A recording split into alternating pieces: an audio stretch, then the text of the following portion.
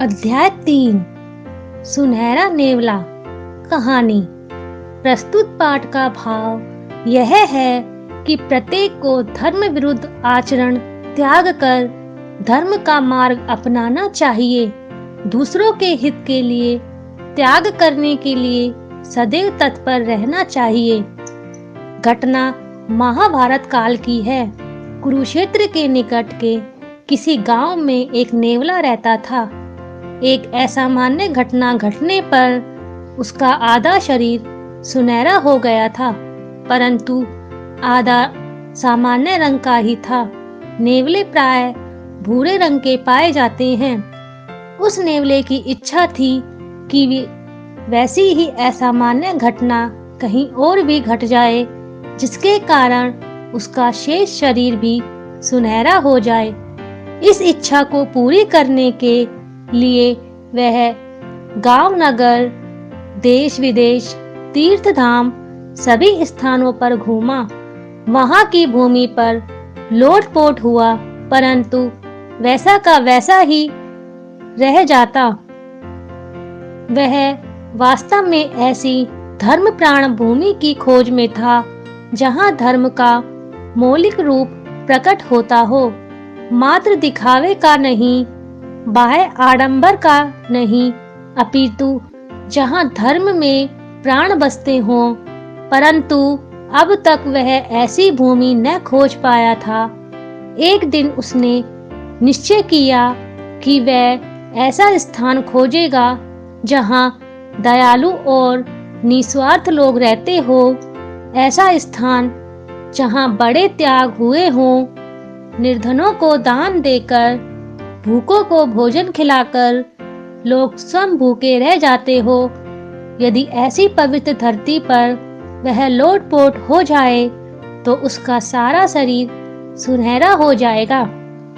नेवले को ज्ञात हुआ कि महाभारत के युद्ध में विजयी होकर महाराज युधिष्ठिर भाइयों सहित यज्ञ कर रहे हैं। वहां निर्धनों को दान तथा भूखों को भोजन दिया जा रहा है। अवश्य ही यह पवित्र कार्य है। नेवले ने सोचा और कुरुक्षेत्र जा पहुंचा। कुरुक्षेत्र जाकर वह यज्ञ मंडप से कुछ दूर एक वृद्ध के पास खड़ा हो गया। उसने देखा पांचों पांडव अपनी विजय की खुशी में अन्न वस्त्र दान कर रहे थे। सभी गरीबों को एकत्र कर उन्हें भोजन कराना प्रारंभ किया। देश के कोने कोने से अभावग्रस्त लोग आ रहे थे और पांडव सभी को अन्न वस्त्र और धन का दान कर रहे थे।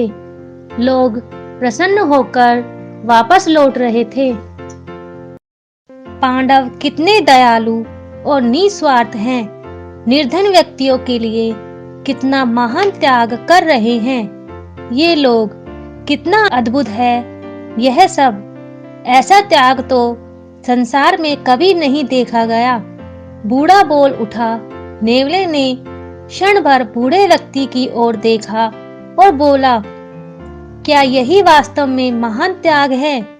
क्या उन्होंने अपना भोजन भी दान में दे दिया? क्या उन्होंने अपने लिए भी कुछ नहीं बचाया है? यदि यह सत्य है तो यहाँ की भूमि पर लौटने से मेरे आधे शरीर का भूरा रंग अवश्य ही सुनहरा हो जाएगा। ऐसा कहकर वह नेवला उस भूमि पर लगातार लौटता रहा। एकाएक वह चिल्लाया, क्या मैं सुनहरा हो गया हूँ? क्या मैं सुनहरा हो गया हूँ? बूढ़े व्यक्ति ने उसकी ओर देखकर कहा, नहीं, तुम तो पहले की ही तरह आधे सुनहरे और आधे भूरे हो। तब तुम जो कुछ कह रहे हो वह सच नहीं है। निराश होकर नेवला बूढ़े व्यक्ति से बोला, यह कोई बड़ा त्याग नहीं है। वास्तव में यह कोई त्याग नहीं है। यह यज्ञ तो उस उदार ब्राह्मण के शेर भर सत्तू के दान के बराबर भी नहीं। तुम किस प्रकार कहते हो कि यह महान त्याग नहीं है? क्या तुमने स्वयं अपनी आंखों से नहीं देखा कि निर्धन और भूखे अभावग्रस्त लोगों के लिए अन्न, धन और वस्त्र लुटा दिया गया। क्या तुमने कभी इतने धन का व्यय देखा है? क्या यह त्याग नहीं है? आश्चर्यचकित होकर बोल उठा वह बूढ़ा व्यक्ति। नेवले ने बूढ़े को त्याग का अर्थ समझाते हुए कहा, त्याग का अर्थ है स्वयं को वंचित कर दूसरों को देना। इतना कहकर वह नेवला वृद्ध के सामने जमीन पर बैठ गया। उसने कहा, मैंने एक बार सच्चा त्याग देखा था और उसी भूमि पर लौटने से मेरा आधा शरीर सुनहरा हो गया था। तभी से मैं उसी प्रकार के पवित्र स्थान की खोज में हूँ जिससे मेरा शेष शरीर भी सुनहरा हो सके। वृद्ध ने नेवले से उस सच्चे त्याग की कथा सुनने की जिज्ञासा प्रकट की जिसके द्वारा वह आधा सुनहरा हो गया था। दोनों आमने सामने बैठ गए। नेवले ने वृद्ध को कथा सुनाई जो इस प्रकार थी। कुरुक्षेत्र के समीप किसी गांव में एक ब्राह्मण अपनी पत्नी और पुत्र व पुत्रवधू के साथ रहता था। तपस्वी ब्राह्मण को भिक्षा में जो कुछ प्राप्त हो जाता उसी से वह परिवार का भरण पोषण करता। एक समय वहां अकाल पड़ा। भिक्षा से कुछ अन्न ब्राह्मण को प्राप्त हुआ। उसने सत्तू बनाकर 4 भाग करके आपस में बांट लिया। उसी प्रकार उसी समय एक अतिथि वहां आ पहुंचे। ब्राह्मण ने अतिथि की सेवा की, अपना सत्तू उसे दे दिया। अतिथि फिर भी भूखा रहा। ब्राह्मण की पत्नी ने अपना हिस्सा भी उसे दे दिया, यद्यपि वह स्वयं भूख से व्याकुल थी। ब्राह्मण ने अपनी भार्या से कहा, प्रिय, यह तुमने क्या किया? जो पुरुष अपनी स्त्री की रक्षा करने में असमर्थ होता है वह संसार में महान अपयश का भागी होता है और परलोक जाने में उसे नरकवासी होना पड़ता है। तुम भूखी हो, मैं तुम्हारी रक्षा नहीं कर पा रहा हूँ। ब्राह्मण की पत्नी बोली, नाथ, हम दोनों के धर्म एक ही हैं। आप मुझ पर प्रसन्न हो और मेरा हिस्सा भी अतिथि को देकर अपनी चिंता दूर करें। ब्राह्मण ने उसके हिस्से का भी सत्तू अतिथि को खिला दिया। अतिथि की क्षुधा फिर भी शांत न हुई। पुत्र ने अपने पिता से अपना हिस्सा भी दे देने को कहा। उसने कहा, पिताजी, आप मेरा भी हिस्सा अतिथि को दे दें, मुझे इससे संतोष होगा।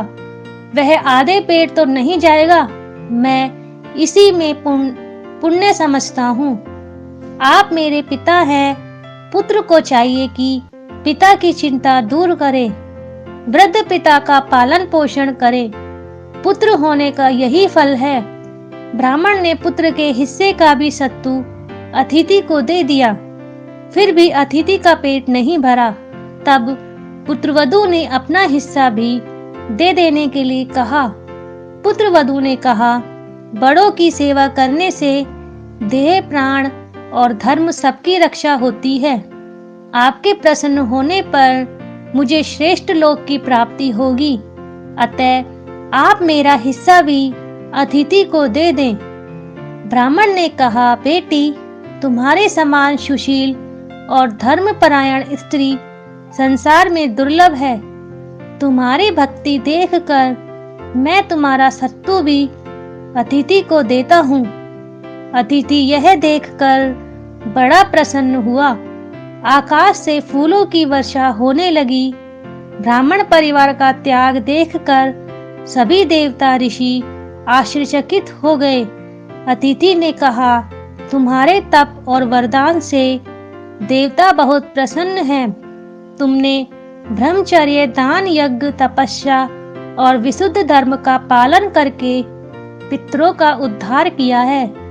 भूख से व्याकुल होने पर मनुष्य का ज्ञान, धैर्य और धर्म भ्रष्ट हो जाता है। जो मनुष्य भूख को जीत लेता है वही स्वर्गलोक का अधिकारी होता है।